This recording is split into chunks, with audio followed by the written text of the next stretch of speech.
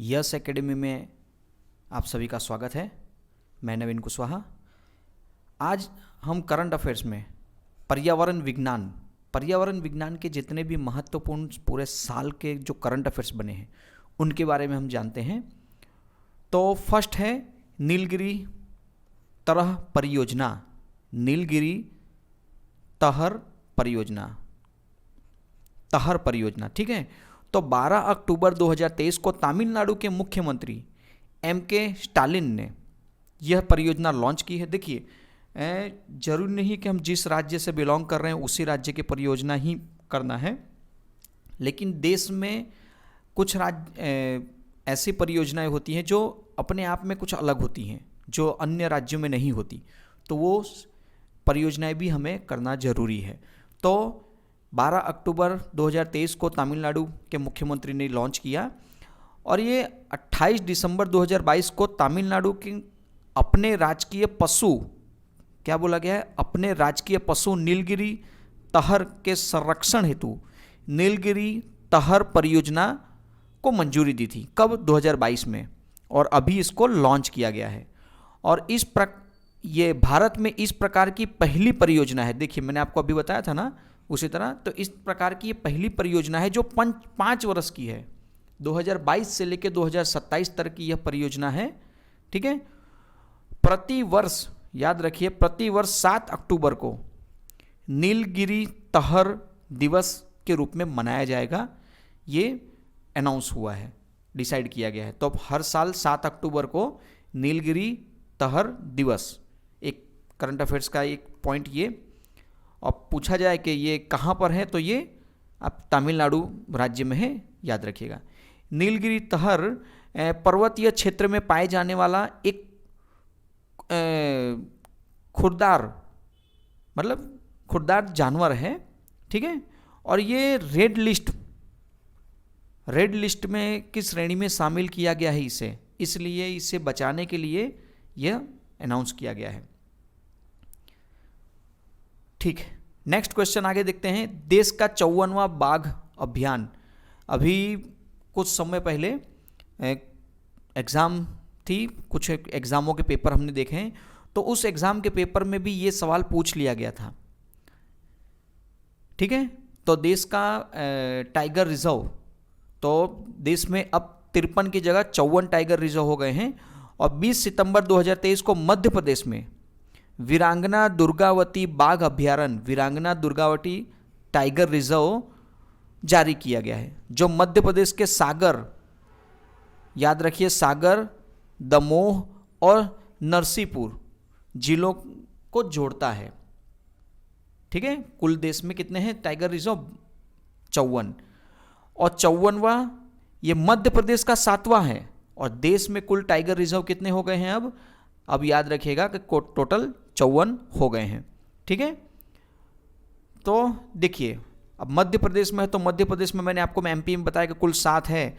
तो फर्स्ट कान्हा, सतपुड़ा, संजर दुबरी, पेंच, माधवगढ़, पन्ना और वीरांगना दुर्गावती, जो 2023 में अनाउंस हुआ है। ये देखिए, क्षेत्रफल की दृष्टि में भी बड़ा है मध्य प्रदेश में वीरांगना दुर्गावती, ये याद रखिएगा। नेक्स्ट देखते हैं, तो ये बहुत ही महत्वपूर्ण क्वेश्चन है और ये यूपी एपीएस का भी जो पेपर गया 2023 का, उसमें ये सवाल पूछ लिया गया था। आगे देखते हैं, नमो 108 कमल की नई प्रजाति। तो 19 अगस्त 2023 को केंद्रीय विज्ञान एवं प्रौद्योगिकी राज्य मंत्री जितेंद्र सिंह ने कमल लोटस नई प्रजाति का अनावरण किया है और कमल अभियान की शुभारंभ भी किया है। तो कमल जिस नई प्रजाति का अनावरण किया गया है उसमें 108 पंखड़ियां हैं, याद रखिएगा। अगर पूछा जाए कि नई कमल जो है, तो नाम उसका रखा है नमो 108 इसलिए क्योंकि उसमें 108 पंखड़ियां हैं, इसलिए, ठीक है। इस पुष्प को लखनऊ स्थित CSIR राष्ट्रीय वनस्पति अनुसंधान संस्था, आपसे पूछा जाए कि राष्ट्रीय वनस्पति अनुसंधान संस्था कहाँ है, तो लखनऊ में है, याद रखिएगा, में द्वारा विकसित किया गया है, एक ये याद रखिए। और 108 प्रजाति मार्च से दिसंबर तक पुष्पित होती हैं। 108 प्रजाति की खोज मणिपुर में कई वर्षों पूर्व हुई थी। कितनी? 108 प्रजाति। नमो 108 की बात कर रहे हैं, तो इसकी खोज मणिपुर में पहले से हो चुकी थी। चलिए आगे, ये यूपी के लेवल का सवाल है इसलिए आपको ये याद रखिएगा। फिर आगे देखते हैं अखिल भारतीय बाघ आकलन 2022। अखिल भारतीय बाघ आकलन 2022 का है, ठीक है, जो हर 4 साल में काउंटिंग होता है। तो ग्लोबल टाइगर डे 29 जुलाई 2023 को वैश्विक बाघ दिवस, मतलब ग्लोबल टाइगर डे मनाया जाता है। कब? 29 जुलाई को, ठीक है। अब भारत में बाघों की अप्रॉक्स अनुमानित संख्या है, वो संख्या है 3682। भारत में जो देश के टोटल टाइगर हैं उनमें से एक टाइगर हमारे यहाँ भी है, बंगाली टाइगर, आप देखते हैं, ठीक है।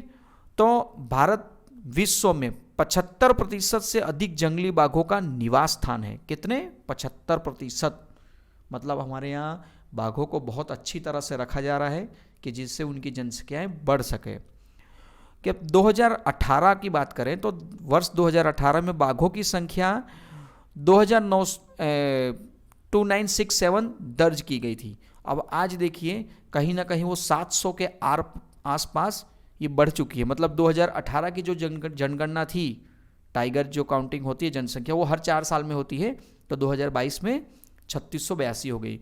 इसमें उत्तराखंड कार्बेट बाघ अभ्यारण्य बाघों की संख्या में सर्वाधिक 260 है। कहाँ पर? उत्तराखंड, याद रखिएगा। उसके बाद में कर्नाटक में स्थित है 150 अलग अलग बाघों की संख्या। मध्य प्रदेश, ये देखिए बाघों 2022 में शीर्ष 5 राज्य में मध्य प्रदेश में सबसे ज़्यादा हैं। कितने? 785।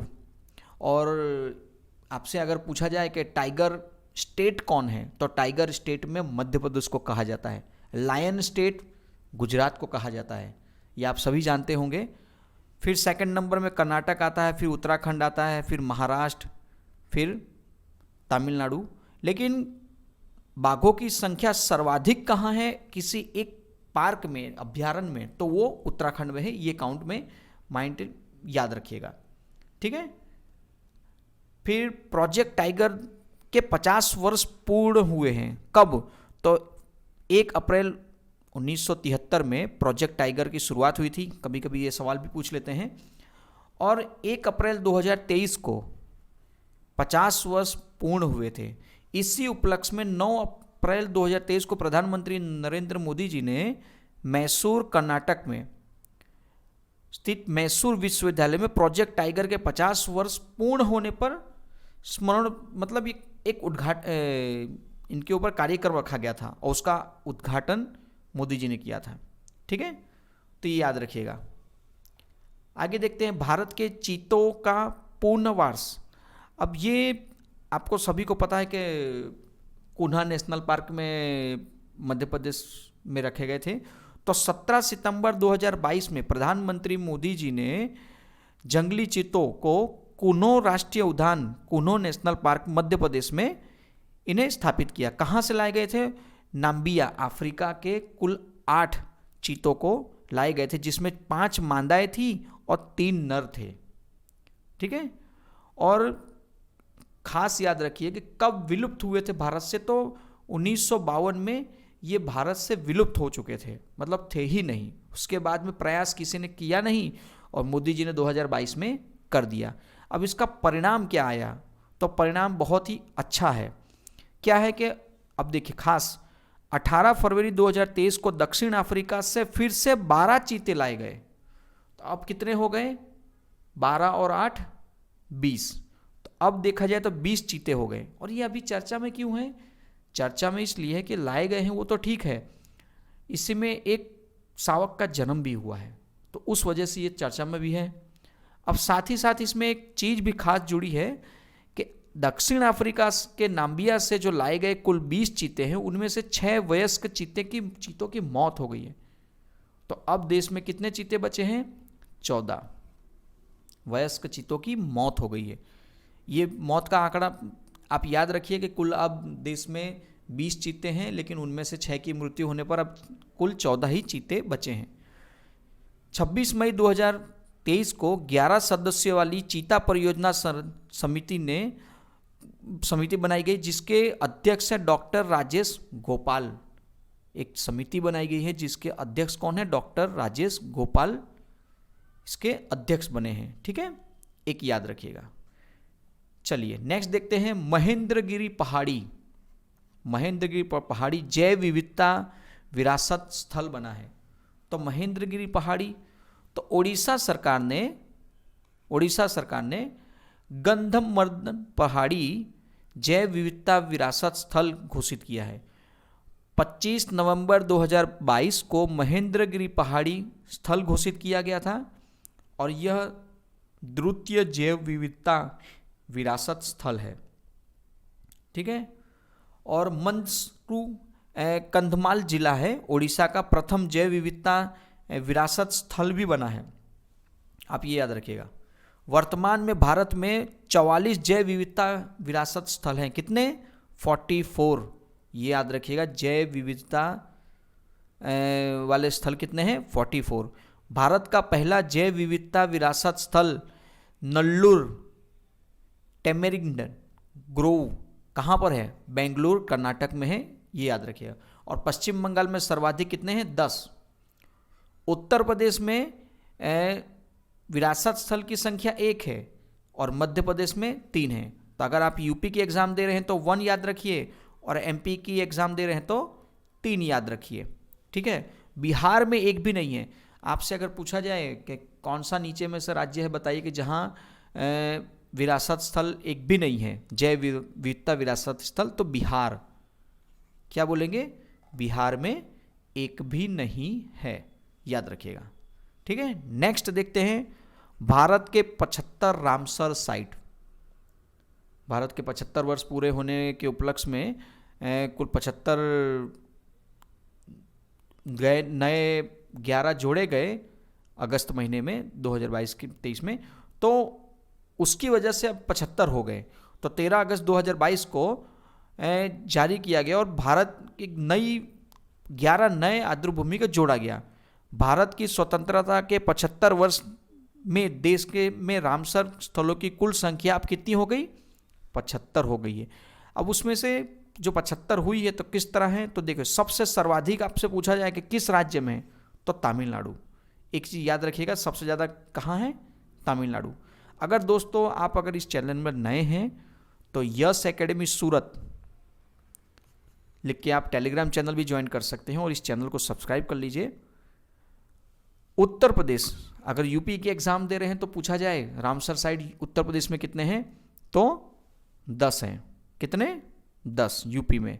फिर इस तरह हर राज्य का ये आपको चार्ट दिया गया है। गुजरात में 4 है, मध्य प्रदेश में 4 है, हिमाचल प्रदेश में 3 है। आप इसे आराम से देख सकते हैं। ये लास्ट में त्रिपुरा है।